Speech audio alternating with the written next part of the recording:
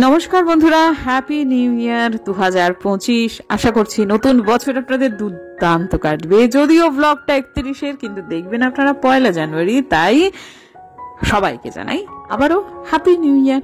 কিন্তু 31 তারিখের দিনটা চলুন শুরু করা যাক। আগের দিন দেখিয়ে দিয়েছি ফ্রিজ পুরো ফাঁকা, তাই জন্য উত্তম বাবা জীবনের মুখ দেখে আজকে আমার দিন শুরু হলো, বা ব্লগের দিন শুরু হলো। আর আগের দিন বলেছিলাম না একটা মিক্সড ভেজ করে নিতে হবে, সেটাই কিন্তু সত্যি সত্যি হচ্ছে। একটুখানি সোয়াবিন দিয়ে দেওয়া হচ্ছে। তো সেটার জন্য মিনামাসিকে একটু বলতে আমার দেরি হয়ে গেছে যে নিউট্রিনাগেট আছে, তুমি এটা একটু ব্যবস্থা করে নাও। আমি জানি যেদিন আমার সবজি থাকবে না সেদিনও কিন্তু আমাদের তরকারি পাতি ঠিকঠাকই হয়ে যাবে। ডাল আছে, সোয়াবিন আছে, একটু পনির আছে, আর যদি দুটো আলু থাকে তাহলে আর কি। তো যাই হোক, ঠিক আছে, মিনামাসি সুন্দর ম্যানেজ করে ফেলছে। যদিও আজকে অনেক সবজি পাতি কেনা হয়েছে, কিন্তু আগের গুলোই আজকে বন্দোবস্ত করা হচ্ছে বটে। আর তাছাড়া আমাদের বাড়িতে সবজির কিসের অভাব, ছাদ ভর্তি শিম হয়ে রয়েছে। চলুন গিয়ে শিম তুলে আনি। শিমগুলো আর রাখা যাবে না, সত্যি কথা। আলপনাদি কালকেও আমাকে বলছে যে বৌদি এবার তুলে নাও, নিচে তো প্রচুর শিম রয়েছে। আর কি হয়েছে জানেন, অনেক মোটা হয়ে গেছে, ভেতরে বীজগুলো একদম ম্যাচিওর করে গেছে। এরপর না রান্না হতে সময় লাগবে, বুড়ো শিম হয়ে যাবে, সেগুলো মোটেই খুব একটা খেতে ভালো লাগবে না। তো সেই জন্যই এখন এই কাণ্ডটা করছি। তো সে আবার পেছন পেছন আমার পেছন এসেছে, এসে দূরে দাঁড়িয়ে দাঁড়িয়ে আবার মন্তব্য করছে। আমি তখন তাকে ডেকে বললাম, ওগো তা তুমি যখন এসেইছো দুটো শিম তুলেই ফেলো। তো সে আসলে শিমকে বলে জ্যাকেট পরা সবজি, সেই জন্য সে মোটেই খেতে চায় না। এদিকে আবার কড়াইশুঁটি খেতে ভালোবাসে, সেটাও কিন্তু জ্যাকেট পরা সবজি। তো যাই হোক, আমি তাকে বললাম যে শোনো না, এসো না, একটুখানি দুটো ছেড়ো না। তো গড়িমসি করে এলো, বলছে বেশি তুলো না, বেশি তুলো না, তুমি যত তুলবে ততই তো আমাদের খেতে হবে বলো। কিন্তু করার কিছু নেই, আবারও বলছি যে ম্যাচিওর করে গেছে। এখন না তুললে আর কদিন পর এত বেশি মোটা হয়ে যাবে যে জিনিসগুলো খেতে ভালো লাগবে না। আর তারপর কিছুদিন পর পচে যাবে, শুকিয়ে যাবে, পড়ে যাবে। গাছের জিনিস তো, এতটুকু একটা টবে কত কষ্ট করে আলপনাদি বসিয়েছে, সার দিয়েছে, ফলিয়েছে, এগুলো খারাপ হয়ে গেলে সত্যিই খারাপ লাগবে। তাই জন্য অনেকটা হয়েছিল। এই যে দেখুন, এগুলোর ভেতরে বীজটা একেবারে মানে একদম স্পষ্ট বোঝা যাচ্ছে। পাতলা হয়ে গেছে চামড়া এবং বীজ হয়ে গেছে মোটা, তার মানে একদমই ম্যাচিওর করে গেছে। তার জন্য তুলে নিতেই হলো। এবং এইরকমই বেশিরভাগ, সব মিলিয়ে মিশিয়ে প্রায় 1.5 কিলোর কাছাকাছি আজকে কিন্তু শিম হয়ে গেল। তো যা হোক, তারপর সে আমার হাজবেন্ড আমার ডাক শুনে আসছেন। চাষার আর এই যে জায়গাগুলো তুলে, আচ্ছা এগুলোকে তুলে দাও, এগুলো একদম পুরুষ্ট হয়ে গেছে। আমার উদার ভাবটা নষ্ট করে দিচ্ছ। তুমি কিলো কিলো শিম তুলছো ফাইন, কিন্তু আমাকে দিয়ে তুমি শিম তোলাচ্ছ। পটল তোলালে ঠিক ছিল, শিম তুলতে হবে। তোলো তোলো, ওই যে তোমার লম্বা হাত পুরুষ্ট হয়ে গেছে। খেয়াল করে না, চা পাতা তোলার মতন না। জ্যাকেট পরা সবজি খাবে তো? জ্যাকেট পরা সবজি আর কি খেতে আমি বাদ খাবো না। কয়টা আছে? 2 হাত দিয়ে তোলো না, আরো আছে। না, 2 হাত তুললে সেই মানে শৈল্পিক ব্যাপারটাই নষ্ট হয়ে যাবে। ওই যে ওখানে রেখেছিস, ওই তো। এই তুমি প্রচুর শিম তুলেছো দেখি। হ্যাঁ, প্রচুর তোলা হয়ে গেছে। এই যথেষ্ট, এর বেশি আর শিম তোলা মানে মানুষকে দেখাবার জন্য এর শিম এর বেশি আর তোলা উচিত না। মানুষকে দেখাবার, এত শিম আমি আর খেতে পারবো না। তুমি অনেক মানুষকে দেখানো, এটা হয়ে গেছে, পুরুষ্ট হয়ে গেছে। না, তুমি শিম তুলছো ফাইন, কিন্তু এত শিম তোলার তো মানে কোনো যৌক্তিকতা নেই। একটু একটু করে তোলো। হ্যাঁ, পুরুষ্ট হয়ে গেছে, এগুলো সব রেখে দিতে ওপেন মিলে বলবো না। সে তোমার এতে আমি বাঘাযতীনে একটি কলেজে পড়াতে যেতাম, আমার খুব প্রিয় কলেজ আর কি। সেইবার সেই ট্রেনে যেতাম। এবার ট্রেনে মাঝে মাঝে গরু উঠতো, লোকাল ট্রেন। হ্যাঁ, মানে শিয়ালদা থেকে ট্রেনে চড়তাম, বাঘাযতীনে নামতাম। এইবার তার মাঝখানে গরু উঠতে পড়তো, এবং গরু অত্যন্ত উঠতে পারে। তখন শীতকালে না প্রচুর বাঁধাকপি হতো। সেই বাঁধাকপি তারা খেত, মানে অনেক সময় তোমার পচা বাঁধাকপি যেগুলো আসতো সেগুলোকে ফেলে দিত আর কি হকার্সরা, মানে। এবং সেটা সে গরুগুলো খেত, খেয়ে ট্রেনের মধ্যে কুকীর্তি করতো। এগুলোকে বলে গোবর। হ্যাঁ, যাই হোক। আচ্ছা, সুকীর্তি করতো সে, বেচারা কেন কুকীর্তি করবে? আচ্ছা, অপকীর্তি। কোনো অপকীর্তি নয়, সে সুকীর্তি করতো। আচ্ছা দেখুন, বলুন এ বলছে দেখানোর জন্য। এই যে দেখুন, এখানে থকে থকে ঝুলছে, এগুলো পরের দিন হবে। আর ওপরে ওগুলো পুরুষ্ট হয়ে গেছে, রীতিমতো বীজ বেরিয়ে গেছে, ওগুলো বেশি দিন পর খাওয়া যাবে না। ওগুলোও তুলে নিতে হবে। তুলবে নাকি তোমার এই পবিত্র হাত দিয়ে? না, আমি আর শিম তুলতে পারবো না। তুমি আমাকে পটল তোলো, আমি পটল তুলতে পারবো। আরে শিম খেতে একদম ভালোবাসে না, জানেন তো কি জ্বালা। ঠিক আছে, আর কি করা যাবে, আমিই করি। এখানে একটু ঝুঁকি হয়ে যাবে বটে, ধাক্কা লাগলেই পড়ে যাবে, কিন্তু এগুলো একদম পুরুষ্ট হয়ে গেছে কোথায় যেন, এই যে এই যে এক ঝোঁকা একদম বিচি বেরিয়ে গেছে। এগুলো ওই সমাধি জিজ্ঞাসা করেছিলেন যে পুরনো সিম গাছটা, না না ওই বিছন থেকে পরে নতুন করে করা হয়েছিল, একদম কিছুই দেওয়া হয়নি, বার্মি কম্পোস্ট ছাড়া আর একটু সর্ষের খোল, ব্যাস এই তো, আর তো কিছুই না। মোটামুটি কিলোখানেক হয়ে গেল, কিন্তু হাতে নিয়ে বুঝতে পারছি। হ্যাঁ, সবাইকে দিয়ে থুয়ে তবে খাবো, এত কি আর টাটকা যদি খেতে হয় তাহলে সবাইকে দিয়ে থুয়ে খেতে হবে। এই যে দেখুন আরো, অবশ্যই এটা এখনো কদিন থাকবে, ঠিক আছে, আর কি করার, এই থাক। আর যদি কিছু পুরুষ্ট হয়ে যায় তাহলে সেটা থাকবে, থাকুক। তাও একবার দেখি, গাছের সিম তো, পচে গেলে বড় খারাপ লাগবে এই আর কি। দেখুন, দেখেছেন দেখেছেন দেখেছেন, এই যে দেখুন পাতার ফাঁকে আছে, পুরুষ্ট হয়ে গেছে, আবার চলে গিয়ে আবার ফেরত আসছে, বুঝতে পারছি না। না এই যে এই দেখুন একদম পুরো পুরুষ্ট হয়ে গেছে। সিম গাছ টাছ লাগানো খুব সহজ, মানে বাড়িতে যদি একটু জায়গা থাকে তাহলে খুব একটা পরিচর্যা লাগে না, তো একটু মাটি, একটু কম্পোস্ট সার, একটু সর্ষের খোল, ব্যাস।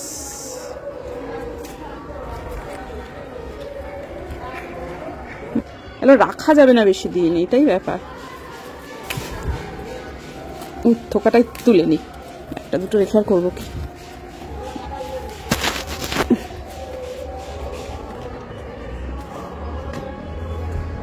এই যে যতটা তুললাম তার 3 গুণ এখনো আছে, অনেক তোলা হয়ে গেল, অনেক। মাথায় তেল দিয়েছি, চুলগুলো খাড়া খাড়া হয়ে আছে। আর আজকে রসুন লতা টব বদলানো হবে। ভাল লেগেছে? ভালো লাগে না? আলপনা একটু দেখবো না? আলপনা দিয়ে তো দেখালো আমাকে। ও আচ্ছা, প্রচুর। হ্যাঁ, বুম্বাদা তুলেছে নিজে। এই যে মিনামাসি, গাছের শিম। শীত হচ্ছে অনেকগুলো হচ্ছে, বাবা 2-3 দিনে সেই কাজ হয়েছে। সেই এই দেখো কত শিম না, সব তুলেছ না, আরো এক দাদা আছে, তাও 1 কিলো হবে, দেখো 1 কিলো বেশি হয়, হাত দিয়ে বুঝতে পারছো।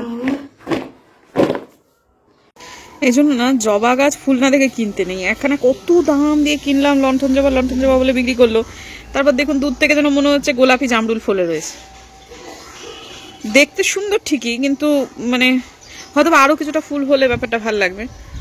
তো পূজা যে দুটো ফুল গাছ দিয়েছিল, দুটোই একটা মায়ের ছিল আর একটা আমার, ও সেটা আমি বলেছিল, কিন্তু আনা মুশকিল হচ্ছিল, সেজন্য দুটোই মাকে দিয়ে এসেছি এবং মা লাগিয়েছেন, খুব যত্ন করছেন প্রত্যেক দিন। তো সেটা পরের বার গিয়ে দেখবো যে ফুলগুলো খুব সুন্দর হয়েছে। ওই ফুলগুলো যেমন খুব সুন্দর, আজকেও একটা ওরকম ছোট একটা জবা এখানে এনেছি, তা লাগিয়েছিলাম বেশ কিছুদিন আগে, সেখান থেকে একটা ফুল হয়েছে, আলপনা দিয়ে আজকে আমাকে দিয়েছে, সেটা আমি উপরের ঠাকুরকে দেবো। কিন্তু এটা দেখে ভালোই লাগছে, গাছটা আর একটু বড় হলে হয়তো আর একটু ফুল ধরলে তখন হয়তো আরো বেশি সুন্দর লাগবে। খারাপ না, কিন্তু দূর থেকে জামরুল জামরুল লাগছে, আবারও বলছি।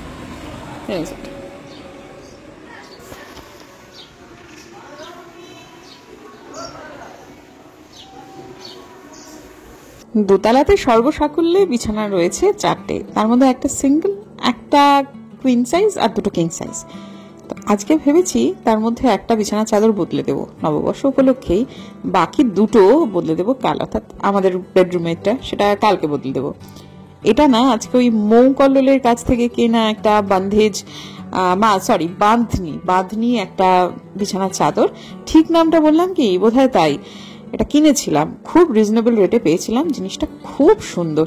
আজকে পাতলাম, এত ভালো লাগলো আমার, না এই জিনিসগুলো ভীষণ ভালো লাগে, ভাবছি কয়েকটা এরকম কিনে রাখবো। আমার খুব ইচ্ছা হয়েছে যে এরকম একটা দিন আসবে যেদিনকে হয়তো বা আমি দোতলা 4টে বিছানার চাদরই এরকম বাঁধবো, বা এরকম থিম মিলিয়ে মিলিয়ে পাতবো, এরকম হতে পারে। তো যাই হোক, এখন দেখুন এই যে বাবা জীবনরা সবাই আবার চলে এসছে, মাঝখানে একটুখানি ধুয়ে টুয়ে দেওয়ার ব্যাপার ছিল, তখন তারা একটুখানি প্রস্থান করিয়াছিল, এখন আবার তারা যথারীতি নিজের জায়গায় চলে এসেছে, এবং নিচের ইয়েটাও ধুয়ে দেওয়া হয়েছে, গেটটাও আজকে আবার ধুয়ে দেওয়া হয়েছে। দেখতে এত ভালো লাগে আমার। তো যাই হোক, ওই যে বলছিলাম যে আমার ওই ছোট গাছে আজকে একটা মস্ত বড় জবা হয়েছে, সেই জবাটা আজকে মা কালীর চরণে দিয়েছি। এখন চলেছি সামনে, এখানে একটা কীর্তন হচ্ছে, আলপনাদি কয়েকদিন থেকেই বলছে, এসেছি পর থেকেই বলছে যে চলো বৌদি এখানে অষ্টকালীন হচ্ছে, দেখে আসি, আজকেই শেষ। এর জন্য আজকে যাচ্ছি। এটা আসলে ওই যোগেশচন্দ্র জুনিয়র হাই স্কুল দিনহাটাতে যে কীর্তনটা শুরু হয়েছিল তার সাথে সাথে অষ্টকালীন এখানেও শুরু হয়েছিল। এসব কীর্তন টীর্তনগুলো যাওয়ার সময় আমার খুব মার কথা মনে পড়ে। মায়ের সবগুলো যেতে খুব ভালোবাসে, কিন্তু ওই আর কি সেদিন নিয়ে গেছিলাম, আর কে নিয়ে যাবে, নিয়ে যাওয়ার লোক নেই, যার ফলে আস্তে আস্তে আস্তে গুটিয়ে গুটিয়ে গুটিয়ে গুটিয়ে বদ্ধ জীবন হয়ে যাচ্ছে আর কি মায়ের। তো যদি দিনহাটায় থাকতাম তাহলে মাকে নিয়ে নিশ্চয়ই একটু বেশি সময়ের জন্য যোগেশচন্দ্র জুনিয়র হাই স্কুলে যেতাম। কি আর করা যাবে, ঠিক আছে চলুন, আর বেশি সময় নষ্ট করে লাভ নেই, বাদ যেতে হবে। কার্ডিগানটা পরেছি সেটা আমি কালকে ভুটিয়া মার্কেট থেকে কিনেছি। বাইরে বেরিয়ে বুঝলাম যে ঠান্ডাকে আন্ডার এস্টিমেট করা যাবে না, ঠান্ডা কিন্তু আছে, একটু মোটা কিছু পরে বেরোলেই হতো। আর টুপুর কিন্তু সেইটা পরেছে যেটা কালোকে কিনে দিয়েছি, মানে মোটামুটি আমরা দুজনেই নতুন নতুন পরে বেরিয়েছি। তো যাই হোক, তারপরে এই কীর্তনটা না বাগড়াকোটের অঞ্চলটাতে হয়, আজকেই শেষ, সূর্য পুজো হবে। সেই সূর্য পুজো, যদিও সন্ধ্যেবেলায় সূর্য পুজো জানি না কিভাবে সম্ভব, হয়তো বা একটা কোনো পদ্ধতি কীর্তনের বা এখানে সেটা পালন করা হয়, সেইটাতে আজকে প্রচন্ড ভিড়, মানে যেহেতু শেষ সেই জন্য একেবারে উপচে একদম রাস্তা পর্যন্ত দাঁড়িয়ে গেছে। সামনে কিন্তু বিশাল অঞ্চল, মানে অংশ আর কি, সেখানটা তিল ধারণের জায়গা নেই, এবং মুহুর্মুহু হরিধ্বনি। আমার সব থেকে ভালো লাগছে টুপুর এখানে খুব আনন্দের সাথে এসেছে, যখন হরিধ্বনি হচ্ছে ও দুহাত তুলে হরিবল হরিবল করছে, ভালোই লাগে জানেন তো। যাই হোক, আসলে আমার দুই মামা, মেজো মামা সম্পূর্ণভাবে গৌড়ীয় মঠের সন্ন্যাসী, আর আমার ছোট মামা গৃহী ছিলেন, কিন্তু তিনিও সন্ন্যাসীই ছিলেন। আমার মামার বাড়ির ধারাটা না পুরোটাই এটা, যদিও আমার মা কিন্তু পরবর্তীতে রামকৃষ্ণ মিশনে দীক্ষা নিয়েছিল। তো যাই হোক, ওই যে ডালা হাতে যে দিদিরা সব দাঁড়িয়ে আছে, তারা সব সূর্য পুজোর ডালা নিয়ে দাঁড়িয়ে আছে, এই যে আবার দুহাত তুলে হরিবল হরিবল। তো আমি না ছোটবেলাতে গ্রামের দিকে বড় হয়েছে, এই কীর্তন কিন্তু খুব বেশি প্রচলিত ছিল। সেই কীর্তনের মাঝখানে মাঝখানে বেশ মজার মজার জিনিসও হতো, সেগুলো একটু মোটা দাগের রসিকতা বা অনেকটা যাত্রা পালার ধাঁচে ব্যাপারটা হতো। সেটাই হচ্ছে এখানেও একজন দেখবেন, একজন ছেলে, সে সাদা রঙের শাড়ি পরে, সে ওই যে দেখুন মেয়ে সেজেছে, কোমর নাচিয়ে নাচিয়ে দুলে দুলে নাচছে, পেছনে আবার একজন সত্যি সত্যি বৃদ্ধা ভদ্রমহিলা তার রসিকতায় ওই শাড়ি টেনে খুলে দেওয়ার মতো করে। এই জিনিসগুলো গ্রামের দিকে খুব এখনো দেখা যায়, এবং অনেকদিন পর শিলিগুড়িতে এই জিনিসটা দেখতে পেয়ে মানে হচ্ছে যেন ছোটবেলাতে এইসব জিনিসগুলো দেখছি। এগুলো তখন এতটাই মানে কমন ছিল, আমরা যখন ছোট ছিলাম, মানে এগুলো দেখেই গ্রামের ঘরের লোকেরা সবাই হেসে কুটোপাটি। হ্যাঁ, এখন এগুলো যেন মোটা দাগের রসিকতা লাগলেও ব্যাপারটার মধ্যে একটা আলাদা চার্ম আছে, এইটা কিন্তু অস্বীকার করা যায় না। তবে দীর্ঘক্ষণ ধরে দাঁড়িয়ে আছি, আমার আলপনাদি টুপুরে সবাই একটু পায়ে হয়ে গেছে, ব্যথাই হয়ে গেছে। তো এখানে আমাদের বাড়িতে দীর্ঘদিন কাজ করেছে একজন দিদি, অষ্টমী দি, তখন টুপুর ছোট ছিল। অষ্টমী দির দুই মেয়ে আছে, রুমি সুমি, তাদের সাথে টুপুরের খুব ভাব, তাদের বাড়িতে টুপুর আর আলপনাদি ঢুকে গেল। আমি এবার এলাম হনুমানজির কাছে কৃতজ্ঞতা জ্ঞাপন করতে, অনেক কিছু নিয়ে কৃতজ্ঞতা। তো যাই হোক, এখানে খানিক সময় কাটিয়ে তারপর বাড়ি চলে গেলাম, এবং তারপর আমি এবং সে আর আমার মেয়ে অবশ্যই বেরোবো হচ্ছে একটা জায়গায়। মাথায় কেন দিলাম বলুন তো কাপড়টা, কারণ হচ্ছে আমার চুলগুলো সব টুপি পরে খাড়া হয়ে গেছে, এমন খাড়া কিছুতেই ব্যাটাটা বুঝছে না, তাই জন্য অগত্যা মাথায় কাপড়। ইতিমধ্যে আলপনা দিয়ে গেল চা, সেই চাটা খেয়ে নিয়েই তারপর বেরোচ্ছি একটু মোটা জামা কাপড় পরে, কারণ আজকে বাইরে বেশ ঠান্ডা পড়েছে। 2025-এর প্রথম ব্লগ এটা, যদিও আমরা 31-এ আছি। তো তোমার কিছু বলার আছে? আমি এখনো বুঝতে পারছি না কি বলবো। আমরা বেরোচ্ছি, বেরোবার আগে মানুষের মুখ বন্ধ হয়ে যায়, বেরোবার পর কি হবে সেই আশঙ্কায়। ইনি অতটা আতঙ্কিত হওয়ার কিছু ঘটেনি। আমরা শুধু বাঘাযতীন পার্কে যাচ্ছি, হন্টন করে চলে আসবো। খিদে পেলে খাবে, তোমার বউ আছে না। আমি সত্যি সত্যি আজকে আমি কল্পতরু হয়েছি, এবার তো তাতে অসুস্থ হতে পারছি না। আগে সে না, সত্যি সত্যি আমি আজকে খাওয়াবো যদি তার খিদে পেয়ে যায়। সে তো ওই রকমই মানে পরিমিত খাবার, তার মেয়েও পাখি খাবার খায়, তার বাবাও তাই। কাজে আমি খুব একটা আতঙ্কিত নই, আমি চাটা শুধু শেষ করতে চাই। টুপুর একটা রিল বলছে ভাইরাল হয়েছে, বা একটা মিউজিক ভাইরাল হয়েছে, সেটার সাথে এই নাচটা নাকি ভাইরাল হয়েছে। যেটা আগে দেখাচ্ছিল সেটা আমি করবার চেষ্টা করছিলাম, ছাতার মাথা কিছুই বুঝছিলাম না, আদৌ হতে বা হচ্ছিল না, কিন্তু তবুও মেয়েকে খুশি করার জন্যই করলাম। তো এখন দেখুন এই যে মক্কেল, তিনি বসে আছেন, আজকে তাদের সন্ধ্যাবেলা জলখাবার এখনো দেওয়া হয়নি, আলপনা দিয়ে ভুলে গেছে, আর বাকি দুজন কিন্তু নেই, এখনো আসেনি। যাই হোক, তারপরে আমরা থাকাকালীনই আলপনা দিয়ে দিল, তারপর সে খেতে শুরু করলো, আমরাও বেরিয়ে গেলাম। আর এই বোধিসত্ত্ব খান এবং তস্যকন্যা দুজনেই আমাকে ছাড়িয়ে অনেকটা দূর হেঁটে যায় মাঝে মাঝে। আজকে তারা একটু কনসিয়াস আছে। হ্যাঁ, কয়েকদিন আগে আমি বলেছি তোমরা যদি বেশি দূর এগিয়ে যাও আমি আবার উল্টো দিক করে এমন চলে আসবো, পরে কিন্তু আমাকে খুঁজতে থাকবে, আমি আর ফোন ধরবো না। তাই জন্য তারা আজকে খুব একটা বেশি এগোয়নি, বরং এখন আমাকে একটুখানি এগিয়ে দিয়েছে। তো আমার হাঁটার যার গতি তার তুলনায় বুম্বাদা এবং টুপুরের গতি অনেক বেশি। আজকে বেচারারা আমার সাথে অ্যাডজাস্ট করছে। যাই হোক, তো আমরা যাচ্ছিলাম প্রথমে ওই বাঘাযতীন পার্কে, তারপর বুম্বাদাই বললো যে চলো নেস্ট ক্যাফেতে যাই। ও কিন্তু আসলে নেস্ট ক্যাফেটা আমাদের মুখেই শুনেছে, কিন্তু ও এখনো যায়নি। সেটা হচ্ছে বাসু নার্সিংহোমের উল্টো দিকে, নেস্ট, NEST, নেস্ট। তো ভালো জিনিসটা ভীষণ, জানেন তো। তো এই যে শিলিগুড়ি কলেজ এবং এর পেরিয়ে হচ্ছে বাসু নার্সিংহোম, যেখানে টুপুরের জন্ম। তারপর সেখান থেকে জাস্ট একটুখানি তো গিয়ে বুম্বাদার খুব ভালো লেগেছে, রিজনেবল, জিনিসপত্রগুলো খুব ভালো। যদিও আমরা খুব বেশি একটা কিছু খাইনি, বুম্বাদার ফিশ কাটলেট খেতে খুব ইচ্ছা হয়েছে, সেজন্য ও ফিশ কাটলেট নিয়েছিল, আমি নিয়েছিলাম ক্রিসপি চিকেন। তার মধ্যে 5টা ওই স্ট্রিপ ছিল, তার বুম্বাদা একটা খেয়েছে, টুপুর একটা খেয়েছে, তিনটে আমি খেয়েছি। আর টুপুরের একটা কি নিয়েছিল সাদার মাথা, ওগুলো আমার ঠিক মনে পড়ছে না, কি যেন একটা, দাঁড়ান জেনে বলছি। ও হ্যাঁ, বেলজিয়াম ওয়াফল উইথ আইসক্রিম, সেটা সে নিয়েছিল।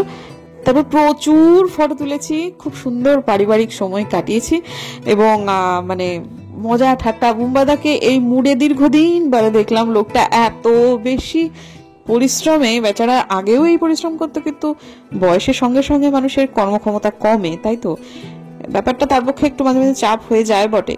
তো যাই হোক, এই সময় বেশ একখানা দৃশ্য তৈরি হলো, যেটা খুব একটা হয় না, অনেকদিন বাদ হলো, আগে নিয়মিতই হতো, কিন্তু এখন আর অনেকদিন হয় না। তো যাই হোক, ঠিক আছে, টুপুর সেটা তুলে দিয়েছিল। আর এইটি হচ্ছে আমার ভোজ্য, হ্যাঁ, তো আর এইটি হচ্ছে আমার কন্যার।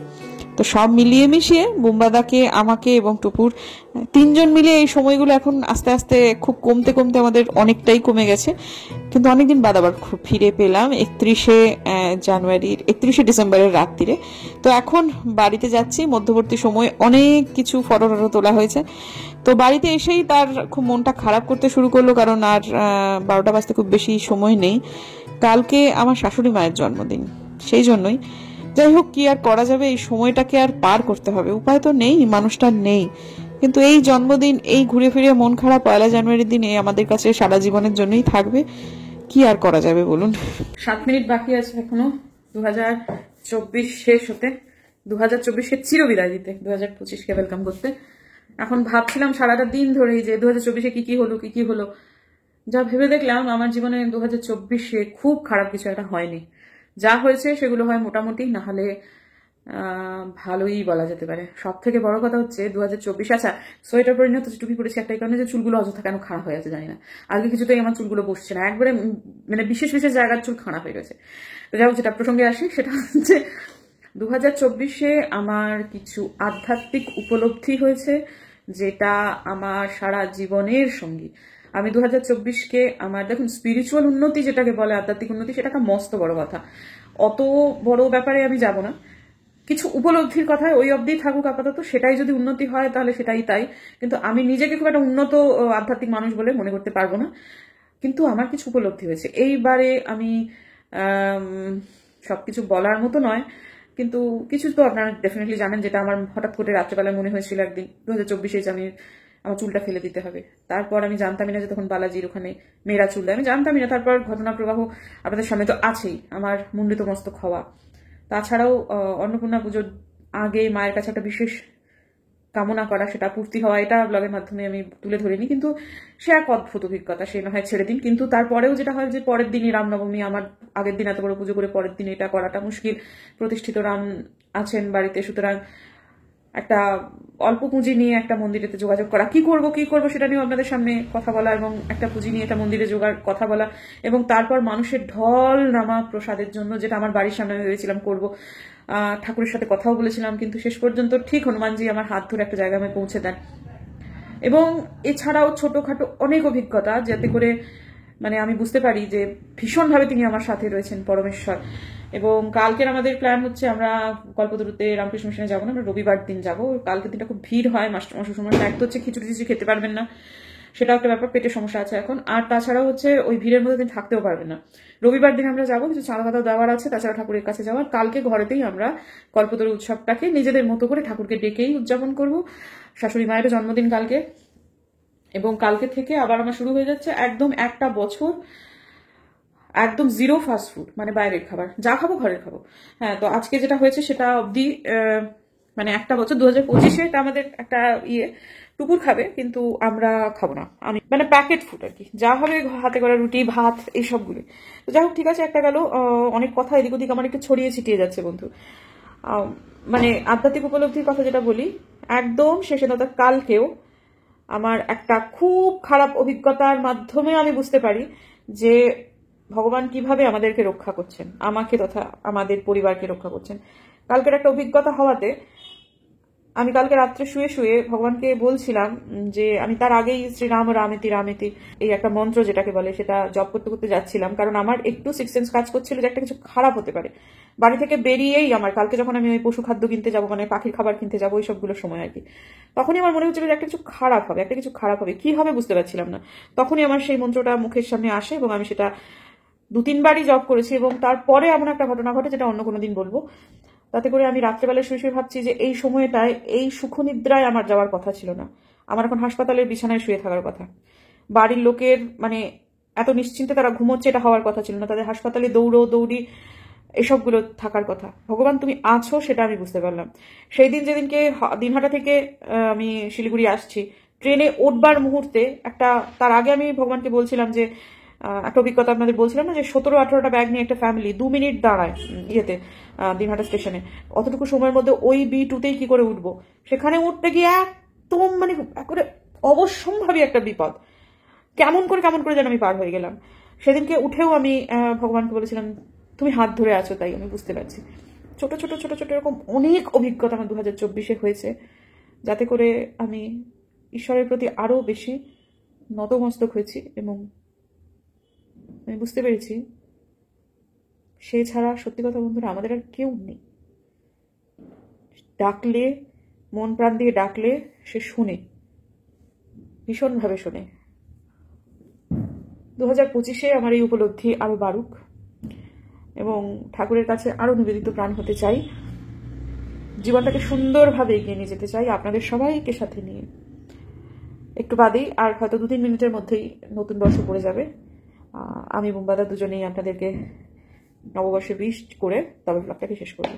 Happy new year 2025। তুমি কিছু বলিবে? হ্যাপি নিউ ইয়ার সবাইকে, সবাই ভালো থাকুন, সুস্থ থাকুন, দারুণ আনন্দে থাকুন। 2025 আপনাদের জীবনের সবচেয়ে ভালো বছর হোক। খুব ভালো থাকুন, আনন্দে থাকুন, স্বাস্থ্য নিয়ে থাকুন, ফাটিয়ে দিন একদম। খুব ভালো থাকুন, দেখা হচ্ছে কালকে একটা নতুন ব্লগে। আজকের দিনের জন্য বিদায় নিচ্ছি। আমি ব্লগ শুরু করেছিলাম 2024-এ, শেষ করলাম 2025-এ। সবাই বড় একটা ব্লগ করছে না, আজকের ব্লগটা বড়ই। ঠিক আছে, টাটা, বাই বাই, ভালো থাকবেন। টাটা।